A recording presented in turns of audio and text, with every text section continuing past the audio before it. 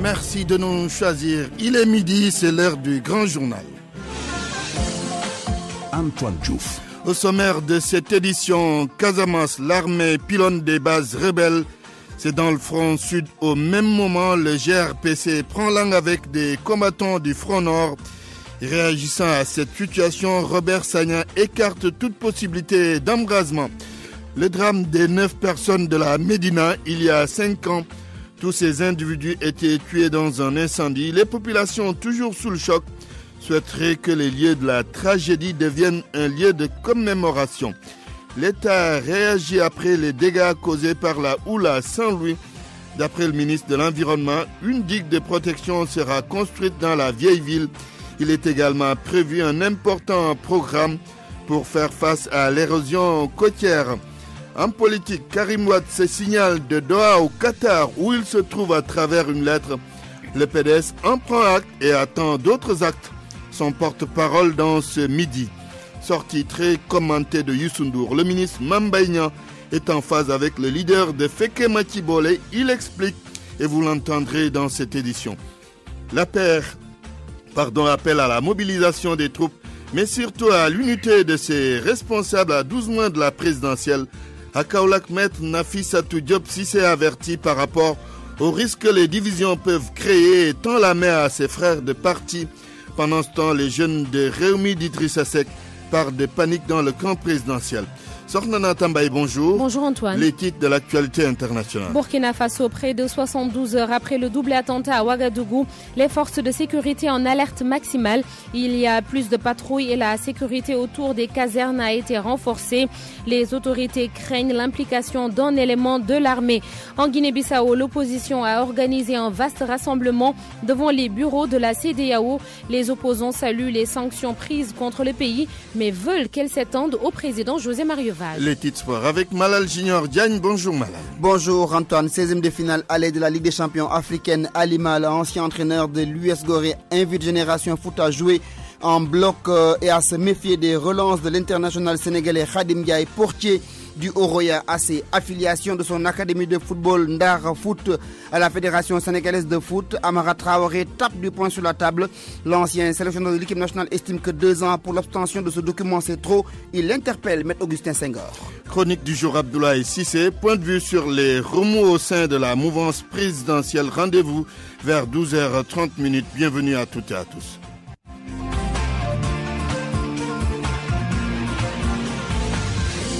Antoine Diouf. Mesdames, Messieurs, bonjour. Ça a chauffé ces dernières heures entre l'armée et le MFDC et lors des opérations de sécurisation menées par les Diambars, des bases rebelles ont été atteintes.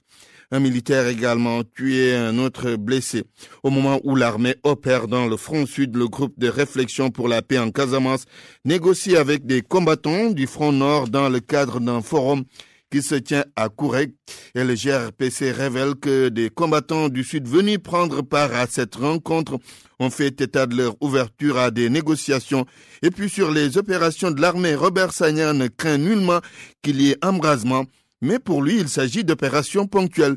Ziguinchor, Lamine Ba. Pendant que l'armée pilonne des positions rebelles dans la zone sud pour tenter de reprendre le contrôle de la situation dans le Niassia, des combattants venus du front sud ont fait le déplacement à Koureg dans la zone nord ce week-end pour prendre part au forum du GRPC.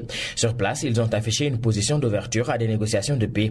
Robert Sagna, coordinateur du GRPC. Nous avons aussi rencontré des combattants et ce qui est assez particulier cette fois-ci, c'est que ceux de la zone sud sont venus pour participer à cette rencontre. Nous avons aussi noté l'engagement que eux ont pris pour consolider la paix, pour ne plus reprendre les armes, pour éviter les braquages et pour faciliter en tout cas tout ce qui peut l'être. Abordant la question de la situation proprement dite dans le front sud, Robert Sagna ne croit pas à un embrasement de la situation. Pour lui, l'armée ne fait que procéder à une action ponctuelle de sécurisation. Il se dit persuadé que ces opérations devraient s'arrêter dès que l'armée aura atteint un minimum d'objectifs de sécurisation de la zone. La situation du sud, l'armée fait des ratissages, mais ce n'est qu'un épisode et n'est pas appelée à perdurer ni à se perpétuer. C'est une action ponctuelle. Je reste persuadé que dans les jours et semaines qui viennent, ces choses vont s'arrêter. Lorsqu'ils auront atteint un minimum d'objectifs dans cette recherche de sécurisation, n'est-ce pas, de la population, je n'ai pas de crainte que ça puisse dégénérer dans des situations incontrôlables. Robert Sagna a aussi annoncé à Koureg que le MFDC souhaite la convocation urgente d'une rencontre pour l'élaboration d'un plan d'action visant à unifier les forces du mouvement indépendantiste en direction des négociations de paix avec le gouvernement. Lamine Ba, Ziguinchor, Radio Futur Média. Robert Sagna a tiré un bilan satisfaisant des démarches du GRPC qui a initié des forums dans le cadre du processus de paix en Casamance. La structure qu'il dirige a fait l'objet de nombreuses sollicitations pour des médiations sociales. Écoutons Robert Sagna au micro de Lamine Ba. Je suis très satisfait parce que je me rends compte qu'on est de plus en plus sollicité. Et je me rends compte également que la sensibilisation au niveau de la population est de plus en plus forte. Une prise de conscience est de plus en plus forte. Et comme il s'agit de paix et développement, ces populations se rendent compte que l'un ne va pas sans l'autre. Et partout où ces forats ont été organisés, c'est la même rengaine. Ils se rendent bien compte que le retard au développement, c'est l'absence de paix. On ne peut pas, dans l'insécurité, construire quelque chose de durable. Ça, c'est ce que nous avons noté et ce qui nous rassure. Et je pense que je peux le confirmer, rien ne sera jamais plus comme avant. Je crois que cette accalmie est appelée à durer. Nous avons aussi la participation, puisque nous sommes à côté de la Gambie, du maire, n'est-ce pas, d'à côté, qui est venu prendre part avec sa délégation à cette réunion d'échange et de paix, parce que la Gambie a aussi une part importante à prendre dans la recherche de la paix. RFM, la radio de toute l'actualité. La radio de toute l'actualité. 12h06, il y a 5 ans, 9 personnes, en majorité des enfants talibés, perdaient la vie dans un incendie à la rue 17 angle 9 de la Médina. Aujourd'hui, la maison où ils dormaient fait office d'atelier de menuisier et de tapissier. Les voisins qui ne peuvent pas oublier ce drame auraient souhaité que cette maison devienne un lieu de commémoration. Sur place, le reportage d'Anna Rocha.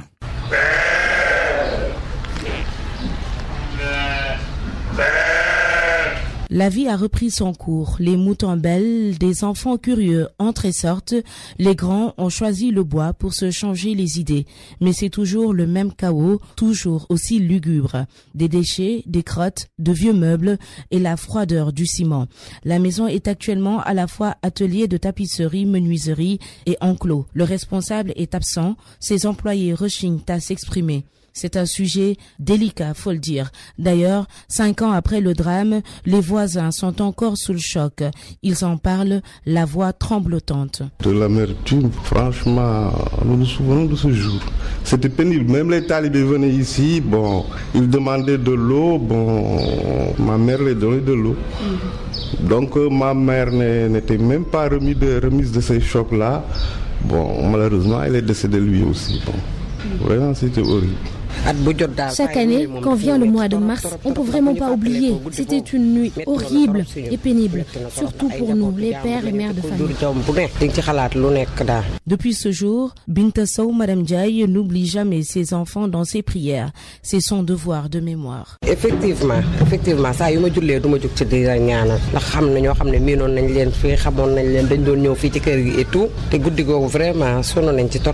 le vieux Abdoulaye Camara est d'autant plus triste que le gouvernement du Sénégal n'a même pas pensé à ériger un monument en leur mémoire. Oui, l'État pouvait bien prendre cet endroit-là pour en faire un lieu de commémoration pour se souvenir de ces enfants, quand même, de cette journée.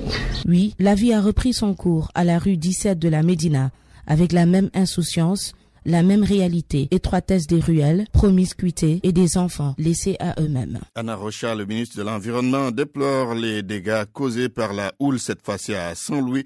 Mme Tiernodien annonce l'érection d'une digue de protection dans la vieille ville et ce sera dans les meilleurs délais. Un important programme sera aussi mis en œuvre pour faire face à l'érosion côtière. Écoutons Mme Tiernodien avec El Hadj Ndiogou-Diène. L'érosion côtière, c'est pas un problème spécifique ni restreint à la zone de Saint-Louis.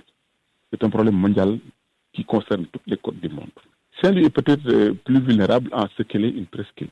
Et dans cette presqu'île, la zone la plus exposée, effectivement, est cette zone de Langue de Barbarie, qui est victime de ces nouveaux phénomènes qui viennent d'arriver. Par rapport à la DIC, c'est une des mesures d'urgence qui a été envisagée et qui est mise en œuvre pour atténuer le problème. À long terme, il y a d'autres projets qui vont être démarrés afin d'apporter une solution globale et définitive. Et dans ces projets, je peux citer le projet WACA, qui est un programme de la Banque mondiale qui essaie de faire une résilience dans toute la côte ouest africaine qui est victime de ces phénomènes d'érosion côtière. Saint-Louis bénéficiera également de ce qu'on appelle programme Ville durable. Et il y a un autre programme d'urgence qu'on va mettre en œuvre la direction de l'environnement et des établissements classés. Concernant justement la digue, on en parle depuis longtemps. Concrètement, à quand la réalisation de cette digue de protection à Saint-Louis? Les délais, en tout cas, la digue, c'est une mesure d'urgence qui va être finalisée dans les délais les meilleurs par rapport à la digue. Mais la digue, c'est une mesure d'urgence. Et à long terme, on va apporter des solutions qui adresseront le problème de fond qui est celui de l'élévation du niveau de la mer consécutive au réchauffement climatique. Les populations de Pekes contre le projet de lotissement du maire Djibombaï qui, selon elle, est en train de brader leurs terres. Lors d'une manifestation, les populations de Pekes ont demandé aux autorités de réagir. Le maire, mis en cause, a rejeté toutes les accusations contre sa personne. Cheikh Anta Diop, ce sera lors de nos prochaines éditions. Des grincements de dents à l'ASECNA. Certains travailleurs sénégalais dénoncent une discrimination de la part du ministère des Transports aériens. Selon eux, des indemnités de sécurité aérienne d'un montant de 300 000 francs CFA ont été octroyées à certaines catégories au détriment d'autres. Ils appellent l'État à rectifier le tir. Écoutons Ibrahim Ndiaye, technicien opérationnel à l'ASECNA. Il était l'invité de RFM Matin. Les actes qui ont été posés donc depuis le démarrage de l'aéroport inquiètent en fait la majeure partie des agents. Parce que ce que je ne pourrais pas comprendre, parce que là, ce n'est pas un problème de l'ASECNA. Tous les agents de l'ASECNA sont régis par un même statut. C'est-à-dire, c'est le statut unique donc des agents de l'ASECNA. Si aujourd'hui le ministère se réveille, donne donc 300 000 francs d'avantage à une catégorie du personnel en ignorant complètement les techniciens opérationnels qui sont sur le terrain, mais ça pose problème. C'est des avantages liés donc à l'indemnité de sécurité aérienne complémentaire. Vous savez, en fait, en termes clairs, le Sénégal, depuis donc les années 2005, était en train de donner un pourcentage à chaque agent, ce qu'on appelait l'ISA. Indemnité de sécurité aérienne. Maintenant, avec l'ouverture de Dias, quand même, le ministère a décidé d'octroyer environ 300 000 francs par agent, c'est-à-dire une catégorie des agents, en ignorant tout simplement tous les techniciens opérationnels qui sont sur le terrain. Et maintenant, ça c'est un précédent très dangereux. Vous ne pouvez pas trouver des agents. Il y a en fait une cagnotte ou bien un montant à distribuer. Vous le donnez donc à un groupe de personnes en laissant les autres, parce que tout simplement, ces gens-là à qui vous avez donné ces moyens-là avaient menacé quand même de bloquer ou bien avaient bloqué l'aéroport. Vous laissez les autres en rade. Donc ça, quand même, je pense que c'est quelque chose qu'il faut déplorer. Moi, je pense qu'il devrait quand même prendre l'avis des techniciens, discuter avec tout le monde pour trouver enfin une situation quand même abordable pour pouvoir donc gérer ces fonds-là et puis motiver tous les agents. Nous avons tenté de recueillir la réaction du ministère des Transports aériens, mais sans succès pour le moment. 12h12. Le journal. L'actualité politique. Karim Wade, candidat du peuple pour la présidentielle de 2019, le PDS prend acte de cette déclaration de l'ancien ministre d'État, mais le porte-parole de la formation libérale invite Karim Wade à poser d'autres actes pour rassurer les Sénégalais et installer la peur dans le camp du régime. Écoutons Babacar Gaye, il est interrogé par Georges Dekediop. Dans sa déclaration, il réitère son appartenance à la communauté créée par ce grand soufi, Cheikh Bamba, dont il s'inspire pour la doctrine du travaillisme. Karim Wade nous apprend aussi qu'il est le candidat du peuple après avoir été désigné par le Parti démocratique sénégalais, notre parti. Nous en prenons acte en attendant évidemment que cette portion du peuple qui en fait son candidat veuille bien se rapprocher de l'épine dorsale de sa carrière politique afin de mettre en œuvre toutes les stratégies qui feraient de lui le futur président de la République. Au demeurant, c'est heureux que Karim Wade fasse coucou à ce Sénégal, à ce peuple sénégalais qui, naturellement, sera la seule solution à son projet politique pour un Sénégal de paix, un Sénégal prospère et un Sénégal de concorde. Nous attendons, peut-être prochainement, Karim Wade poser d'autres actes qui iront dans le sens de rassurer davantage ses supporters et de mettre la trouille dans le camp adverse. Alors, un acte fort de la part de Karim Wade après le 14 mars, ce serait quoi? Je ne pourrais pas répondre à cette question, car je ne suis pas peut-être aussi informé que Pape Siré Gueye, qui annonce après le 14 mars un acte fort que poserait ou que devrait poser Karim Wade. J'attends, peut-être comme d'autres membres du parti, de savoir exactement quelle serait la teneur de cet acte et quel serait son objectif. Babacar Gaye, le porte-parole du PDS. Sa sortie a suscité beaucoup de polémiques ces toutes dernières heures. Je fais référence à la déclaration de Youssou N'Dour et Mamba Ignan est en phase avec lui et dénonce les attaques contre le leader de Féké Machibole. Le ministre du Tourisme fait état de manipulation pour déstabiliser le régime.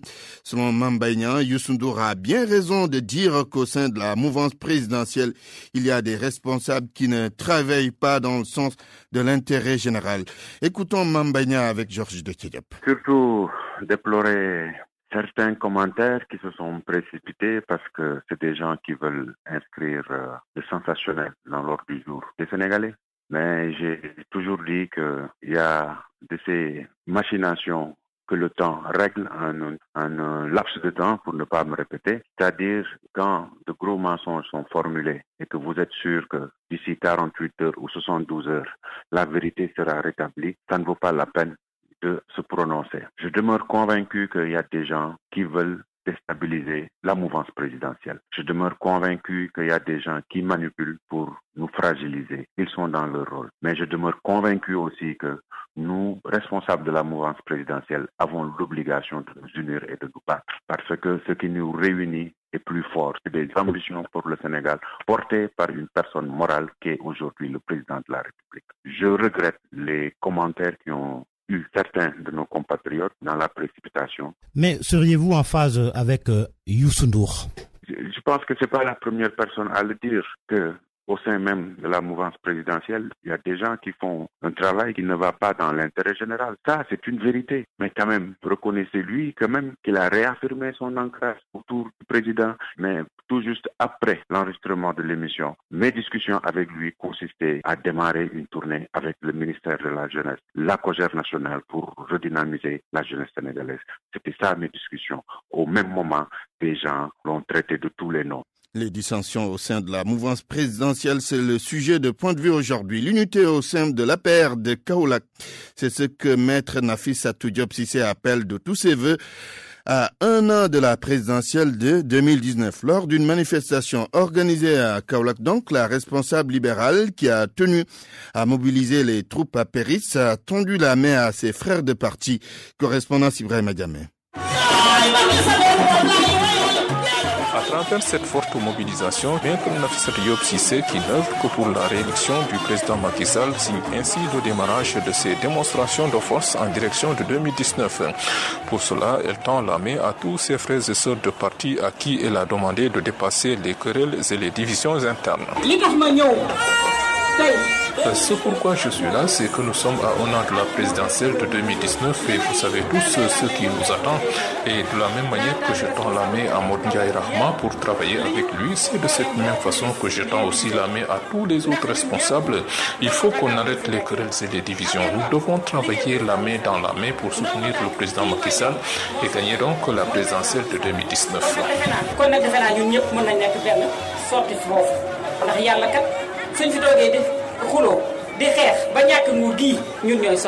Selon elle, le président Macky Sall a déjà démontré aux Kaolackois ce pourquoi ils doivent lui renouveler son mandat. Président Macky Sall, c'est avant-hier seulement qu'il a procédé à l'inauguration de la route Fatick-Kaolack et vous savez combien elle était difficile. Donc moi je tends la main à tous sans aucune exception. C'est dans les locaux du CEDEPS de Kaolack que la responsable politique a fait une sorte de remobilisation des troupes et elle n'a pas raté l'occasion pour s'en prendre à l'opposition qui, dit-elle, ne s'agite que pour saboter le travail du président de la République. Ibrahim Diamé, Kaolack, Radio Futur Média. En politique toujours, les jeunes de Rewmi s'en prennent au régime de Macky Sall. D'après les camarades d'Idrissa Seck, le camp du pouvoir est en train de paniquer Par ailleurs, ces jeunes réumistes qui étaient à Guédiawaye pour l'installation des coordonnateurs communaux et départementaux de leur parti réclament une personnalité neutre à la tête du ministère de l'Intérieur, Salif Sow. La peur a changé de camp selon les jeunes opposants. Dans le camp du pouvoir, les signaux sont au rouge d'après eux. François Calix-Sagnan, coordonnateur national de la Commission nationale des jeunes réunis. Vu le sorti, c'est l'affolement aujourd'hui. Non seulement c'est l'affolement parce que Yakhamba a attiré l'attention, il a écrit sur sa page Facebook. Mais aujourd'hui, le nombre de personnes qui sont à l'intérieur, parmi eux, qui se disent qu'ils ne sont plus à l'aise dans leur parti, qu'ils ne sont plus en sécurité, ou bien qu'ils nous disent, jeune homme, c'est là où tu as mis ta main, c'est là-bas où ça se trouve. Ils sont en train de se rapprocher parce que le bateau est en train de couler. Pour l'organisation matérielle et technique des élections, Réumi persiste et signe une personnalité neutre ou rien. Nous voulons qu'Aly Ngouille Ndiaye quitte les élections. Nous allons nous déployer sur le terrain. D'abord, en écrivant régulièrement au président de la République.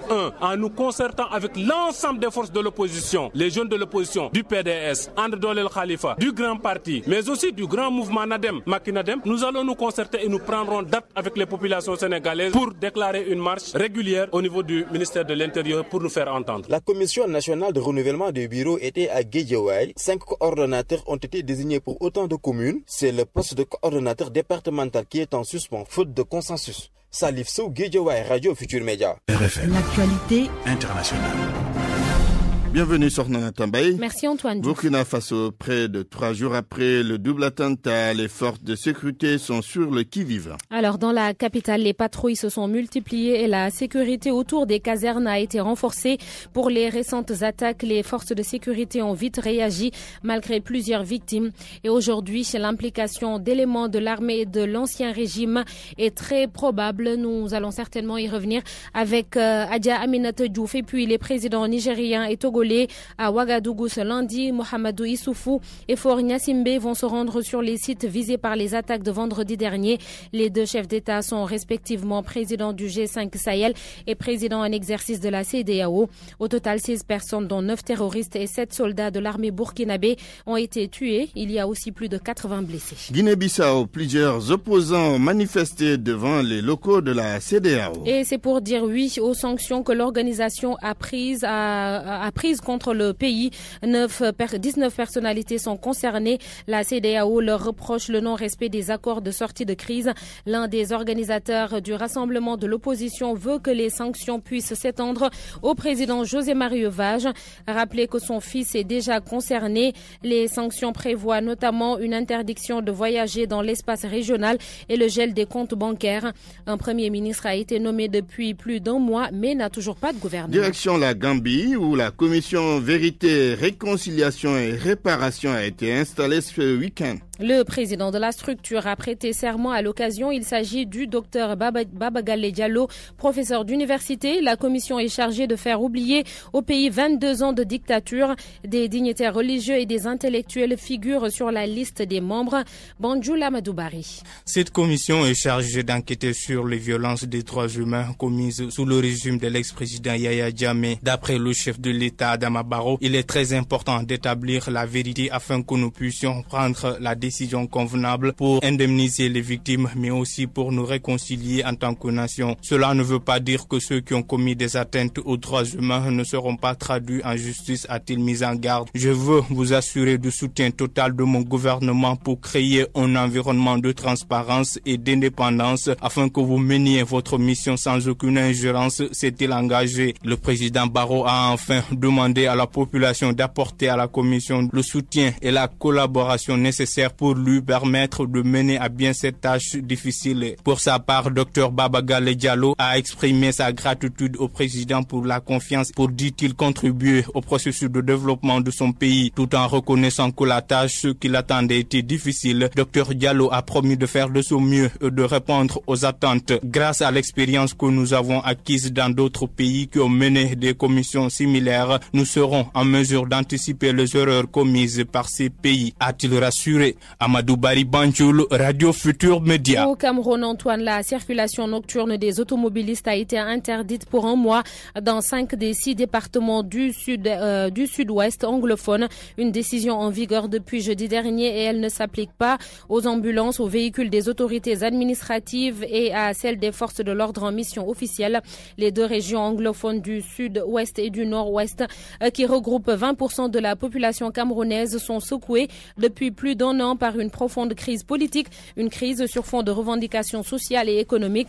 Les violences ont fait au moins 26 morts chez les forces de sécurité et un nombre encore indéterminé chez les civils. Sornana Tambaye, merci pour cette page internationale. Parole aux auditeurs. L'actualité, qu'en pensez-vous? Moi, je pense que vous devez. Réagissez dans nos éditions d'information sur l'actualité. Bonjour. Oui, bienvenue sur cette antenne d'RFM. Du lundi au vendredi, vous avez la parole sur RFM. Point de vue aujourd'hui sur les remous au sein de la mouvance présidentielle. Ce sera dans quelques instants avec Abdoumbo, porte-parole adjoint de l'APR, et notre confrère Serine Salussam, docteur en sciences politiques. RFM Sport. Rebonjour Malal Junior Diagne. Rebonjour Antoine. 16e de finale de la Ligue des Champions en Afrique. Ali Mal donne les clés du succès à Génération Foot, qui doit affronter l'équipe de Oroya AC pour le compte des 16e de finale aller. Ce sera donc demain à Conakry pour Ali Mal, dernier entraîneur à avoir joué contre l'équipe de Oroya AC. L'équipe de la Génération Foot doit donc tout mettre en œuvre pour jouer en bloc, en défense, au milieu et en attaque, mais également surtout se méfier des relances du portier sénégalais de cette équipe guinéenne, Khadim Ndiaye, qui est souvent à l'origine des phases d'attaque de son équipe. Ali Mal, que nous écoutons. Moi, je pense que pour aller jouer à Guinée, d'abord, il faut être prêt. Mais je pense que le match que j'ai vu contre Misra, qu'ils ont livré contre Misra, ils ont montré vraiment qu'ils ont grandi et ils ont eu beaucoup aussi joué entre eux. Parce que j'ai regardé un peu le match. Ce que j'ai vu par rapport à nos équipes, ils jouent en bloc tout le temps et tout le temps ils se déplacent aussi en bloc. Donc ça c'est une bonne chose. Pour jouer aussi le Oroya, je pense que ce sera aussi la même chose, qu'ils jouent en bloc et qu'ils ne laissent pas beaucoup d'espace aux Guinéens. Mais d'habitude, Oroya a des problèmes quand il joue à domicile. J'ai vu Oroya jouer. Mon seul problème, c'est Khadim Ndiaye. Parce que c'est lui qui est tout, c'est lui qui sauve l'équipe, c'est lui qui fait de bonnes relances des fois. Et ça joue très vite avec Khadim. Donc il faut qu'il fasse attention et que Khadim aussi ne fasse pas un très bon match. Parce que c'est lui, j'ai regardé le match retour contre Assang du Niger et c'est Khadim qui les a sauvés. Parce que c'est lui aussi le détonateur, c'est lui qui fait toutes les actions offensives. Donc il faut qu'on fasse aussi très attention aussi au numéro 9 burkinabé.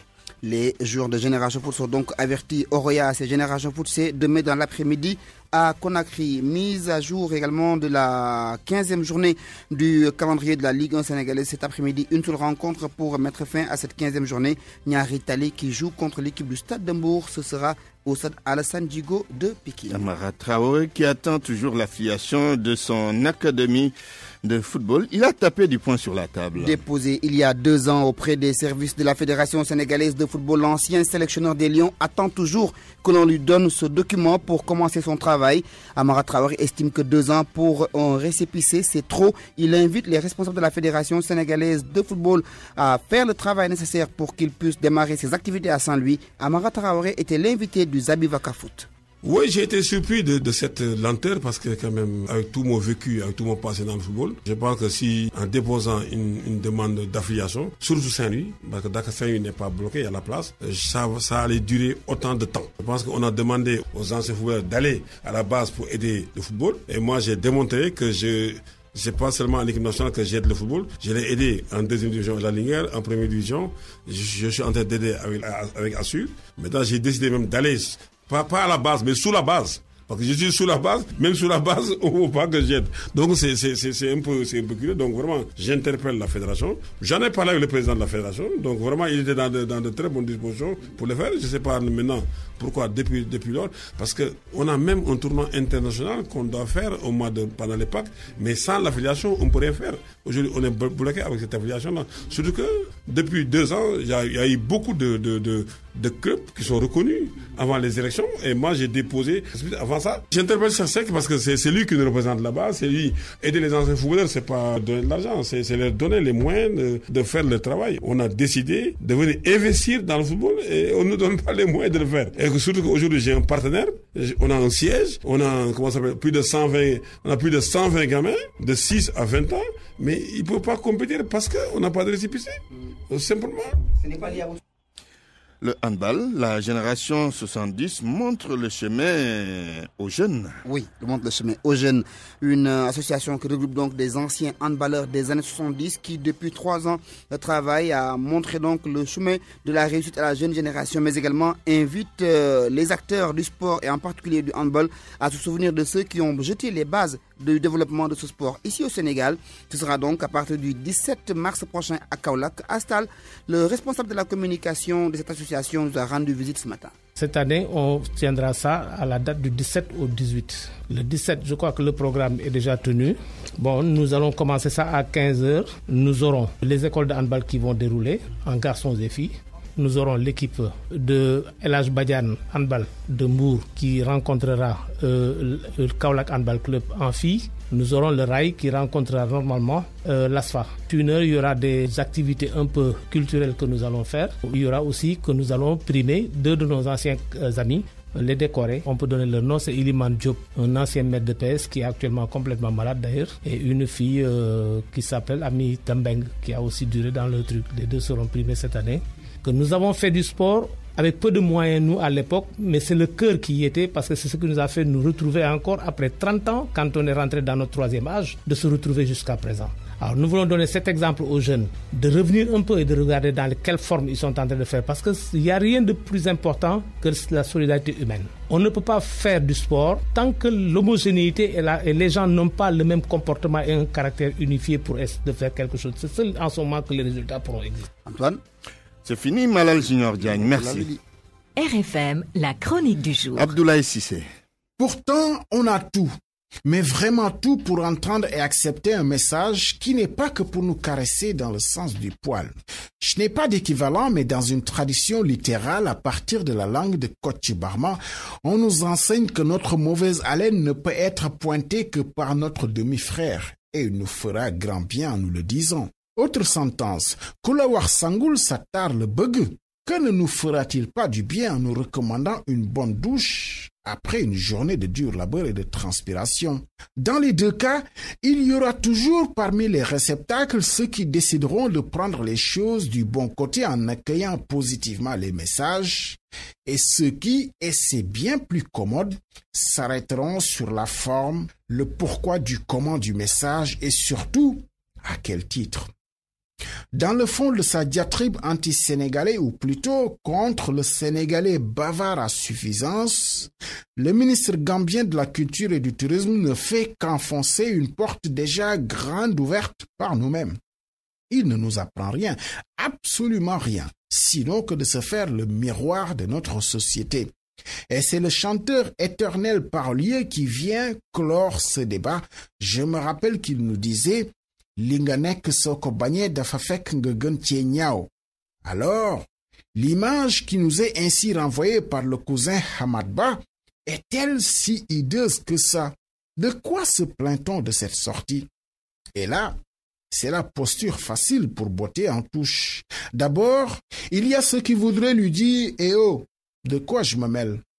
D'autres lui diront « Occupe-toi de tes affaires gambiennes, ce ne sont pas tes oignons ici. » Mais dans cette posture, vous aurez remarqué qu'on n'aura toujours pas parlé du fond de la pensée.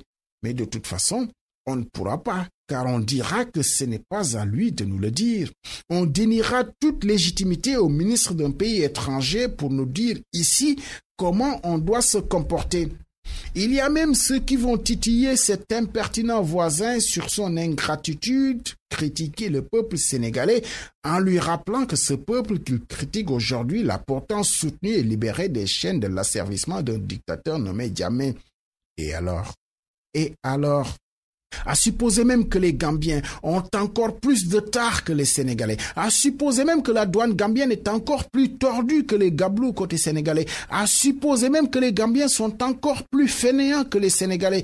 À supposer que ce ministre est plus démagogue que ses homologues sénégalais. Cela ne dit pas que nous n'avons pas tous ces vices. Et il faut bien quelqu'un pour le dire. Tant que nous n'aurons pas changé, au final, toutes les postures se défendent. On peut très bien faire la sourde oreille à ces critiques. On peut les dégager d'un revers de la main.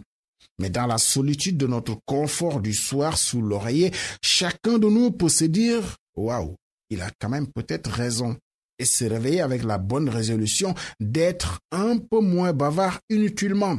À commencer par moi-même, et j'espère n'avoir pas parlé pour ne rien dire au final. On va considérer que c'était le propos d'un cousin à plaisanterie, mais dans la pure tradition de nos sociétés sénégambiennes, beaucoup d'incompréhensions sont levées dans les palabres entre cousins, à plaisanterie certes, mais pour se dire des vérités crues, pour avancer ensemble. RFM, la presse du jour. Georges Detchediop. Qu'est-ce que Karim Wade mijote? L'Observateur évoque en tous les cas un plan secret de l'ancien ministre d'État pour la présidentielle de 2019. Selon mon confrère, le fils de l'ancien président qui a envoyé une délégation au colloque sur Islam et paix samedi réaffirme maintenir sa candidature. Et un de ses proches collaborateurs, Pape Saher Gueye, confie au journal L'Observateur qu'après le 14 mars prochain, Karim Wade posera un acte très fort et franchira un autre pas très significatif. Déjà, dans sa contribution au colloque, Karim Wade a déclaré être le candidat du peuple et vouloir bâtir un Sénégal de prospérité, de paix et de concorde nationale. Contribution envoyée du Qatar où il mène des activités politiques et se prépare à la prochaine présidentielle. La campagne donc depuis Doha, selon le quotidien Le Quotidien. Seulement, son ardeur est freinée. Le quotidien apprend que le Qatar limite les rencontres politiques du fils de Wade. Selon le journal, le gouvernement qatari a signifié à l'ancien ministre sénégalais qu'il n'accepterait pas que le territoire de l'Émirat puisse abriter des rencontres politiques visant à déstabiliser le pouvoir en place au Sénégal. Il lui a été ainsi signifié de mettre fin aux rencontres qu'il tenait avec les hauts responsables du PDS. Le quotidien souligne que cette injonction fait suite à une protestation de Dakar. Du Ghana, c'est Idrissa Seck qui interpelle encore Macky Sall. Sud Quotidien, Vox Populi, entre autres, se font l'écho du discours du patron de Réumi samedi dernier devant l'Assemblée générale du réseau libéral africain à Accra. Selon Sud, il dit met en demeure Macky. Pour Vox Populi, il dit harcèle Macky jusqu'à Accra. Et pour Réumi Quotidien, Idrissa Seck vilipende Macky à Accra. Une partie du discours d'Idrissa Seck qui retient l'attention des journaux, c'est lorsqu'il dit lancer un appel solennel au président de la République Macky Sall, un maoïste devenu libéral, pour qu'il libère le prisonnier politique Khalifa Ababacar Sall, député maire de la capitale sénégalaise, héritier légitime du socialiste Léopold Sédar Senghor. Nous avons bien cité l'ancien Premier ministre pour qui, le 30 mars prochain, le monde entier saura si Macky Sall a renoncé ou pas à se servir de la justice pour emprisonner ou déporter des adversaires politiques. Un compagnon de Macky Sall qui se livre dans la presse, Farbangom, dans le quotidien LAS. Il crache ses vérités selon le journal. Au menu de l'entretien, Thierno Alassane Sall, qui à son avis n'est pas un homme d'État, les sorties de Alioune Badara Cissé, qu'il faut selon lui limoger, le départ demandé de Aly Ngouille Ndiaye du ministère de l'Intérieur. Autre interview à lire ce matin, c'est dans la cloche. Le général Mansour Seck confie que l'indiscipline des Sénégalais est un frein contre le terrorisme. L'ancien chef d'état-major général des armées analyse la situation sécuritaire, son avis sur l'intervention en Gambie, le G5 Sahel, la situation en Casamance avec le massacre de Bofa Bayotte. En Casamance justement, l'armée a repris l'offensive contre les rebelles. Bilan des opérations à la page de titre du journal Les Échos, un militaire tué, Pape Ndiaye, originaire de Thiès au quartier Ersan, un autre blessé grièvement, plusieurs rebelles morts, 2 capturés et 3 champs de cannabis détruits. À la une de Source A, les cadres de l'ASECNA menacés d'expulsion de leur logement à la cité ASECNA Batterie au lendemain d'un audit des mobiliers et immobiliers de la plateforme aéroportuaire. Les recommandations de cet audit, saisir le directeur général de l'ASECNA pour lui demander l'état des lieux général et actualiser des biens mobiliers et immobiliers mis à la disposition de l'ASECNA par l'État. Et le cas échéant, selon Source A, d'en préciser ce qui ne serait plus nécessaire à l'exercice de la mission avec la mise en service de l'AIBD et la fermeture de Léopold Sédar Senghor. Les chiffres du transfert d'argent en 2017. Le quotidien national Le Soleil parle de plus de 100 milliards de francs CFA reçus. Le Soleil fait état d'une augmentation de 14,8% en valeur relative par rapport à 2016 où les transferts étaient de 958,6 milliards de francs CFA. Un coup d'œil dans Enquête. Le journal s'intéresse à la commercialisation de l'arachide et parle de campagne des invendus. Constat de Enquête, les Chinois et les Saoudiens hier, aujourd'hui les Turcs. Le gouvernement cherche partout des solutions pour la commercialisation de l'arachide, mais peine à savoir de quelle manière faire acheter les graines des paysans. Seulement, Siliba du CNCR confie à Enquête que l'arachide est notre or. Nous ne devons rien exporter. Ce n'est pas la solution. En sport, pour terminer, Record nous apprend que Aliou Cissé ne lâche pas le binational Ferland Mendy, sociétaire de l'Olympique lyonnais. Il supervise aussi Lassana Faye de Vitesse Arnhem en Hollande. Record souligne que Ferland hésite encore. Les propos du Lyonnais à la première page de l'Obs. Je n'ai pas encore fait mon choix. Il n'est pas la seule nouvelle cible de Aliou Cissé. Selon l'observateur, Racine Colli, Mbaye Diagne, Sidi Sarr, entre autres, sont aussi sur la liste des prêts convoqués par Aliou Cissé qui, si l'on se fie à Stade, est le coach africain le moins payé. En tous les cas, le moins payé des coachs africains qui seront au mondial russe. D'où cette interrogation de Stade. Faut-il revaloriser Aliou Cissé? À vos kiosques et bonne lecture. Point de vue. Regard croisé sur l'actualité du jour. Nos deux intervenants sont en ligne. Abdoumbaou, bonjour. Bonjour Antoine. Vous êtes le porte-parole adjoint de l'APR, vice-président à l'Assemblée nationale également. Serigne Saliou Samb, bonjour. Bonjour Antoine, bonjour à vos auditeurs et à mon co-débatteur Abdoumbaou. Très bien. Journaliste, vous êtes docteur en sciences politiques. Alors, Abdoumbaou, pourquoi tous ces remous au sein de la mouvance présidentielle à un an de la présidentielle de 2019? Merci beaucoup. Je voudrais, Antoine, vous saluer aussi, saluer ceux qui nous écoutent à travers la RFM, mais aussi saluer mon grand frère et confrère Serigne Saliou Sambou. Me dire que je pense que, comme vous dites, il y a des remous qu'on voit au niveau de la mouvance présidentielle, à un an de la présidentielle. Mais je pense que ça, c'est quelque chose de naturel qu'on voit tout le temps à l'approche des élections présidentielles. Mais ce que je voudrais dire est que nous sommes dans une mouvance présidentielle avec à sa tête le président Macky Sall, un homme lucide, un homme juste, mais aussi un homme qui s'occupe essentiellement des priorités du Sénégal et des Sénégalais. Oui.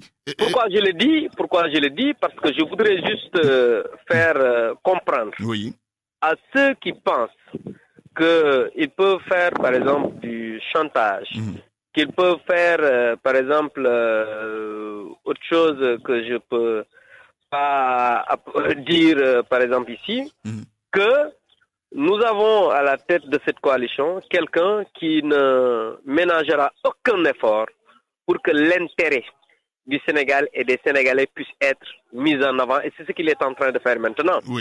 Ce qu'on voit à gauche, à droite, je pense que c'est normal et c'est naturel. C'est normal, c'est naturel. Et qu'est-ce qu'il expliquerait à votre avis? Qu'est-ce qu'il expliquerait? Non mais, comme je vous l'ai dit, nous sommes dans une démocratie. Et nous sommes dans une coalition qui n'est pas aussi fermée. Nous avons des partis politiques et des mouvements qui n'ont pas, par exemple, toujours la même façon de voir les choses.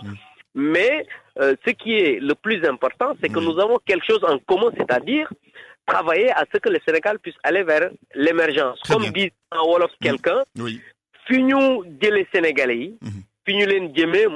Très bien, je reviens à vous tout à l'heure. Oui, tout à fait. Voilà. Alors, Serigne Saliou Samb, avant de poursuivre avec vous, cette information RFM, la CREI vient d'accorder le nom lié à Aïda Diong dans l'affaire d'enrichissement illicite. Une information donc qui vient de tomber. Alors, Serigne Saliou Samb, je le disais tout à l'heure, surenchère politique ou bien sortie à propos de certains responsables de la mouvance présidentielle? Je dirais peut-être, Antoine, les deux à la fois, parce que je rejoins quand même un peu Abdoumbaou ce qu'il dit, parce que la période est propice à ce genre de discours, parce que quand même, une période préélectorale, est toujours quand même le printemps des chanteurs et des maîtres chanteurs. Je crois que le président le fait et tous les observateurs de la scène politique sénégalaise aussi le savent. Hein. Donc c'est le moment de négocier, c'est le moment de crier le jour ou bien d'aller négocier la nuit. Donc moi je ne suis pas surpris de voir les alliés du président de la République et même des responsables et militants de son parti faire des sorties quand même pour un peu faire monter les enchères. Hein. Mais d'autre part aussi, Antoine, il faut le reconnaître, la façon de manager la coalition Benno Bokk Yakaar, la façon de manager son parti, la PR, par le président, donc Macky Sall, pose problème. Parce que voilà quelqu'un quand même qui, quoi qu'on dise, a considérablement affaibli ses alliés, parce que du PS à l'AFP, en passant par LALD et le PIT, ont presque tous perdu leur âme dans leur compagnonnage, pardonnez-moi l'expression, incestueux avec la coalition Benno Bokk Yakaar et le président Macky Sall. Et voilà quelqu'un qui ne s'est pas contenté de réduire l'opposition à sa plus simple expression, qui ne s'est pas contenté d'affaiblir ses alliés, mais aussi à affaiblir son parti. Parce qu'à la PR aussi, il faut le dire, il n'y a presque pas d'alter ego, mais il n'y a pas quelqu'un qui puisse presque monter au créneau pour faire le job. J'en veux pour preuve le fait que le président Macky Sall soit obligé de monter au créneau pour répondre du truc au tac, aux salves et charges de Idriss Seck. On dirait qu'à la paix, il n'y a pas de structure organisée, il n'y a pas de personnes et de personnalités qui ont le profil du job pour aller lui répondre. C'est le président lui-même qui est obligé parfois. Sinon c'est des réactions, ça et là. À chaque fois que c'est une sortie, c'est la débandade. Ce sont des réactions désordonnées, mal coordonnées. On dirait que le président lui-même est obligé d'être au four et au moulin pour répondre à ces détracteurs. Donc, quelque part, moi je dis que c'est la période donc des surenchères, c'est la période du chantage. Ont-ils raison de réagir comme ça, le font? Peut-être oui, peut-être non. Mais c'est-à-dire c'est ceux qui réagissent ainsi aussi. Moi, je leur demande d'être plus courageux, de faire par exemple comme le président Macky Sall, parce qu'en 2012, lorsque les gens étaient en train quand même de faire de nous projeter des séances de films à la place de l'Obélisque ou bien à la place de l'Indépendance, lui, il avait investi le peuple, il avait investi l'intérieur du peuple pour aller vendre un discours qui lui a valu d'être le président de tous les Sénégalais. Donc, mais ces alliés-là qui ne sont pas contents, mais pourquoi ne pas avoir développé un discours programmatique? C'est quelqu'un qui a le profil de l'emploi, mais assumer leurs responsabilités, afficher leurs responsabilités, poser leur candidature et aller peut-être à la rencontre des Sénégalais et demander leur suffrage. Très bien, on verra bien la suite des événements. Alors, Abdoumbo, est-ce qu'on peut dire déjà que c'est le début de la débandade dans le camp présidentiel si l'on regarde ces sorties et ces autres contre-sorties? Une belle cacophonie, quoi. Mais moi, je pense que non, on ne peut pas parler du début de la débandade. Vous savez, moi, je ne suis pas aujourd'hui d'accord avec le pertinent Salif Sambou quand il dit que le président aujourd'hui a réduit l'opposition à sa plus simple expression, il a affaibli ses alliés. Vous savez, moi, je pense qu'il faudrait quand même qu'on retourne aux faits. Aujourd'hui, tout ce qui se passe au niveau des partis politiques qui sont alliés aux partis au pouvoir, moi, je pense que c'est des problèmes internes et des problèmes qui concernent les partis politiques. Vous savez, un parti politique, c'est une organisation quand même privée et que tout ce qui s'y passe, je pense que c'est les militants et les responsables du parti qui doivent gérer quand même ces problèmes-là. Maintenant, aujourd'hui, au niveau de l'Alliance pour la République, mais nous avons un parti qui a une organisation maintenant, qui a sa spécificité, parce qu'il ne faut pas oublier que l'Alliance pour la République, 3 ans après sa création, a quand même réussi à aller au deuxième tour avec ses alliés pour aujourd'hui installer le président Macky Sall à la tête de ce pays-là. Donc, c'est pas un parti quand même qui est né d'ex nihilo. Nous avons notre spécificité, nous avons notre manière de faire et nous avons quand même, le président Macky Sall a une manière de manager son parti qui a fait que depuis 2012, on a gagné toutes les élections qui se sont passées ici. Maintenant, la coalition Benno Bokk Yakaar n'est pas une organisation, n'est pas une alliance, n'est pas un parti politique, c'est pas organique. Aujourd'hui, chaque parti a sa spécificité. Vous avez des partis libéraux, vous avez des partis des marxistes, des socialistes, des autres. Maintenant, dans ce genre d'organisation, il faudrait que chacun puisse avoir sa manière de penser et sa manière de faire. Mais dans cette optique, cela ne nous enlève pas aujourd'hui de travailler à l'essentiel. L'essentiel étant quoi? C'est-à-dire quand il y a des élections, quand il y a quand même l'intérêt supérieur de la nation, qu'on puisse mettre à côté quand même les intérêts crypto-personnels pour focaliser sur l'intérêt général, ce que le président Macky Sall fait de fort belle manière. Et je voudrais aussi dire pour terminer, que le président Macky Sall est un homme lucide, comme je l'ai dit, mais c'est un homme aujourd'hui qui ne cédera pas au chantage et qui sait que ce qu'il faut faire aujourd'hui, c'est-à-dire mettre l'intérêt du Sénégal et des Sénégalais en avant. Et c'est pourquoi aujourd'hui, il a encore les cartes en main parce qu'il a la confiance des populations du Sénégal. Et je pense que c'est ça le plus important. Abdoumbo, porte-parole adjoint de l'APR, vice-président à l'Assemblée nationale. Serigne Saliou, on termine avec vous. Avec ses sorties au sein de la mouvance présidentielle, c'est vrai, Youssou N'Dour a réaffirmé son ancrage aux côtés du président Macky Sall. Mais Serigne Saliou Sam, d'ici 2019, peut-on s'attendre à des surprises au sein de la mouvance présidentielle? Affirmatif. Comme je l'ai dit, à chaque fois qu'il y a une échéance électorale, c'est la période où c'est le printemps des chanteurs et des maîtres chanteurs. Moi, je ne serais pas surpris de voir donc des responsables de l'APR ou de Benno Bokk Yakaar faire encore des sorties donc pour menacer de quitter ou bien même peut-être quitter carrément parce qu'ils ne sont pas contents. Parce qu'Antoine, il faut le dire, peut-être c'est tardivement qu'ils l'ont découvert. Mais aujourd'hui, tout le monde sait que la coalition Benno Bokk Yakaar, tout comme la CAP 21, mais c'était presque de l'arnaque. Je crois qu'il ne faut pas avoir peur des mots. La CAP 21 était une on parle de cinquantaine de partis alors que certaines formations sont des cabines téléphoniques. Justement, des cabines entre autres, quoi, oui. Qui ne peuvent même pas remplir une boîte d'allumettes et parfois, croyez-moi, qui émergent à la présidence de la République avec l'argent du contrôleur sénégalais. Donc moi je pense que tardivement, les alliés du président de la République, Benno Bokk Yakaar, ont compris quand même peut-être que cette coalition ne mène à rien et qu'en réalité, c'est une coalition aussi qui les étouffe. Mais ils auraient dû le faire depuis le début. Parce que vous savez, dès l'an de l'alternance, Idrissa est parti, d'autres sont partis, Thierno Alassane. Pourquoi attendre maintenant? Je crois que, comme je l'ai dit, c'est vrai que la période est propice pour aller vers l'opinion, mais il faut quand même qu'ils s'assument, qu'ils prennent les responsabilités à deux mains, qu'ils fassent preuve davantage de courage pour quitter dès maintenant, parce que s'ils attendent à quelques semaines ou à quelques mois, je crois qu'ils ne trouveront pas un discours qui va convaincre les Sénégalais. Je vous remercie, Serigne Saliou Sam. Je rappelle que vous êtes journaliste, docteur en sciences politiques. C'est fini pour Point de vue aujourd'hui. Je vous rappelle les principales informations. La CREI vient d'accorder le non-lieu à Aïda Ndiong dans l'affaire d'enrichissement illicite. Casamance, l'armée pilonne des bases rebelles. C'est dans le front sud. Au même moment, le GRPC prend langue avec des combattants du front nord. Réagissant à cette situation, Robert Sagna écarte toute possibilité d'embrasement. Le drame des 9 personnes de la Médina. Il y a 5 ans, tous ces individus étaient tués dans un incendie. Les populations, toujours sous le choc, souhaiteraient que les lieux de la tragédie deviennent un lieu de commémoration. L'État réagit après les dégâts causés par la houla sans lui. D'après le ministre de l'Environnement, une digue de protection sera construite dans la vieille ville. Il est également prévu un important programme pour faire face à l'érosion côtière. Karim Wade se signale de Doha où il se trouve à travers une lettre. Le PDS en prend acte et attend d'autres actes. Son porte-parole était dans cette édition et puis sortie très commentée du Youssou N'Dour. Le ministre Mame Mbaye Niang est en phase avec le leader de Fekke Makibole. Il a expliqué dans ce journal. Présenté par Antoine Diouf. À la technique, Vincent Mamadou Diop. Réalisation El Hadj Diogoudien. 13h, El Hadj Hassan Gueye pour la grande édition en Wolof. Tout de suite, Dialgati Khibar. Excellent après-midi à toutes et à tous.